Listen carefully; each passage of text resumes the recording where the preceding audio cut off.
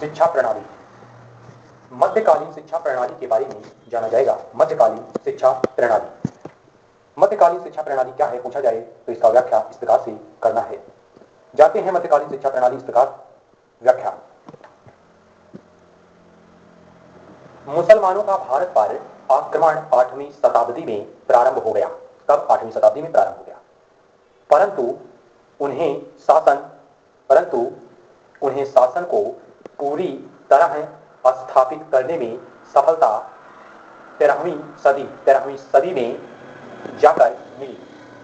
चूंकि मुसलमान विदेशी थे तथा उनकी सभ्यता एवं संस्कृति भारत से पूर्णतः भिन्न थी, इसलिए उन्होंने भारत की सत्ता पर अपनी पकड़ को मजबूत बनाने तथा अपनी धर्म, सभ्यता एवं संस्कृति को भारत में स्थापित व विस्तारित करने के लिए शिक्षा को माध्यम बनाया। मुस्लिम शिक्षा पद्धति भारत में एक नवीन प्रयोग था। इस शिक्षा पद्धति के उद्देश्य थे इस्लाम धर्म का प्रचार व प्रसार, इस्लामी संस्कृति एवं सभ्यता का प्रचार एवं प्रसार, इस्लाम सम्मत नैतिकता व मूल्यों की शिक्षा देना, मुस्लिम कानूनों व सामाजिक प्रथाओं का प्रचार प्रसार तथा इस्लामी शासन के प्रति निष्ठावान नागरिकों का निर्माण करना आदि। उपयुक्त उद्देश्यों को पूरा करने के लिए कई शिक्षण संस्थाओं की स्थापना की गई। इस काल में प्राथमिक शिक्षा प्रदान करने हेतु मकतबों की स्थापना की गई। मकतबों के अतिरिक्त दरगाह एवं खानकाहों में भी प्राथमिक शिक्षा प्रदान की जाती थी। उच्च शिक्षा के केंद्र मदरसे थे। ये शिक्षण संस्थान मस्जिदों से संबंधित होते थे।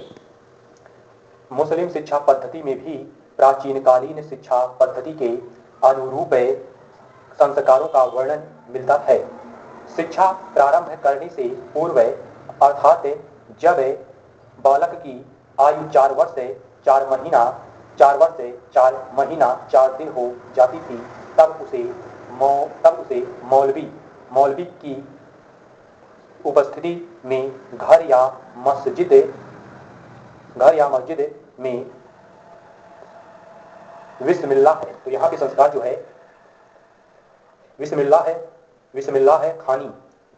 खानी नामक रस्म को पूरा करना होता था। मुस्लिम शिक्षा पद्धति पूर्व कालों की भांति उदार नहीं थी। इसमें केवल इस्लाम धर्म एवं साहित्य के ही अध्ययन को बढ़ावा दिया गया। शिक्षा का माध्यम भी अरबी एवं फारसी भाषा थी। मदरसों का पाठ्यक्रम विस्तृत था तथा भिन्न भिन्न मदरसों में अलग अलग विषय पढ़ाए जाते थे। एक मदरसे में सामान्य रूप से 2 विषयों के शिक्षण की व्यवस्था रहती थी।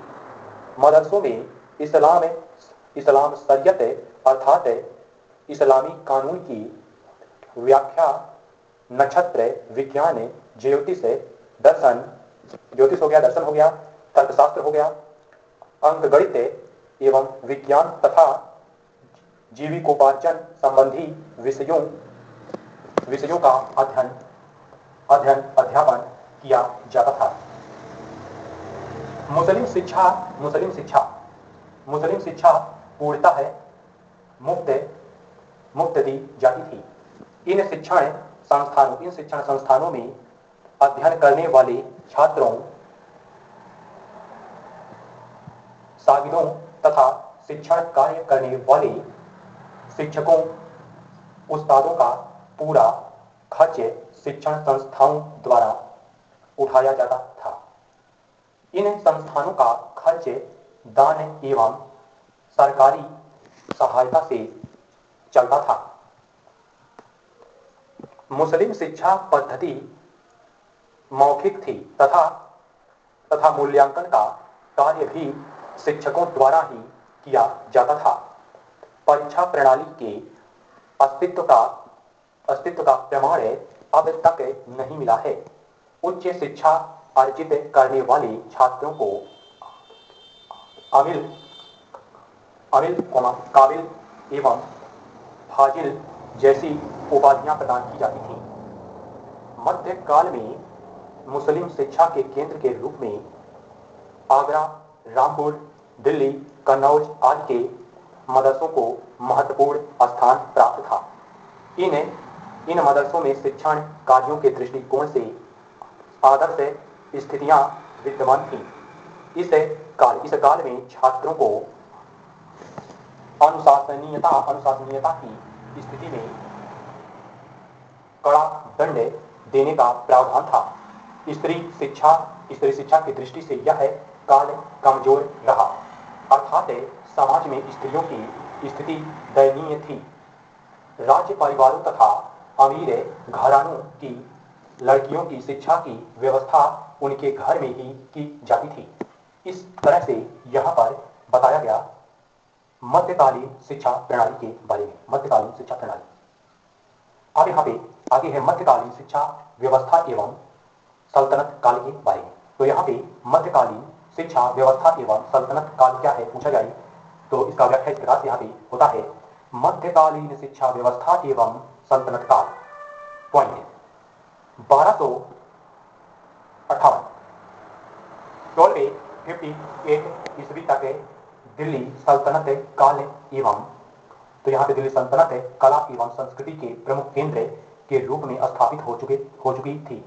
इस समय तक मंगोलों ने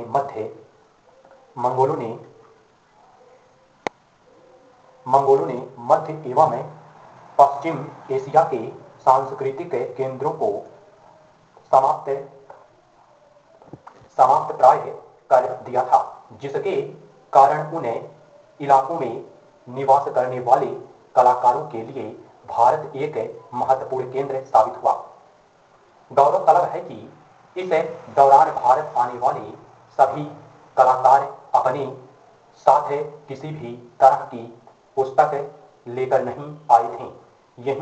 यही कारण रहा कि इस समय जो भी कार्य कविता, संगीत एवं लेखन के संदर्भ में किया गया वह किसी अन्य ज्ञान के संग्रह पर निर्भर नहीं था तथा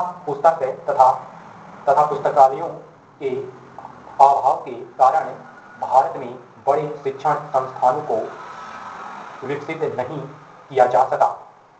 सल्तनत काल के दौरान धार्मिक अनुदान का प्रमुख सद्र-ए-जहां होता था। इसका एक प्रमुख कार्य था इस्लामी विषयों में शिक्षा प्रदान करने के लिए विभिन्न धार्मिक समूहों को कर मुक्त भूमि अनुदान के रूप में देने की व्यवस्था करना। इस काल में उच्च शिक्षा प्रदान करने के उद्देश्य से रजिया सुल्तान द्वारा यहाँ पे मुइजिया मदरसा की स्थापना की गई थी। मुहम्मद बिन तुगलक के शासनकाल में भी दिल्ली में कई मदरसे स्थापित किए गए थे। इनमें से कई मदरसे लड़कियों की शिक्षा से संबंधित थे। प्रसिद्ध है बहमनी सुल्तान फिरोज शाह बहमनी द्वारा वनस्पति विज्ञान, ज्यामिति, खगोल विज्ञान की शिक्षा को प्रोत्साहन दिया गया। सल्तनत काल चिकित्सा विज्ञान की प्रगति के दृष्टिकोण से भी महत्वपूर्ण रहा। 1329 ईस्वी में जिया मुहम्मद नामक विद्वान ने चिकित्सकीय ग्रंथ मजमुआ-ए-जीई का लेखन किया। इस पुस्तक में भारत और अरब की चिकित्सा प्रणाली के संबंध में चर्चा की गई है। चिकित्सा विज्ञान के ऊपर एक और पुस्तक है जिसका नाम है तिब्ब-ए-सिकंदरी। तिब्ब-ए-सिकंदरी की रचना मियां भूवा के द्वारा की गई, जो आंतरिक चिकित्सा प्रणाली से संबंधित एक प्रसिद्ध पुस्तक है। इस तरह से यहाँ पर बताया गया मध्यकालीन शिक्षा व्यवस्था एवं सल्तनत काल के बारे में। इसके पहले बताया गया मध्यकालीन शिक्षा प्रणाली के बारे में। यहाँ पर यह वीडियो मध्यकालीन शिक्षा के अंतर्गत पूरा होता है। मिलेंगे मुगलकालीन शिक्षा में शासकों का योगदान, इसे बताएंगे अगले वीडियो में। मिलते हैं। जय हिंद, जय भारत।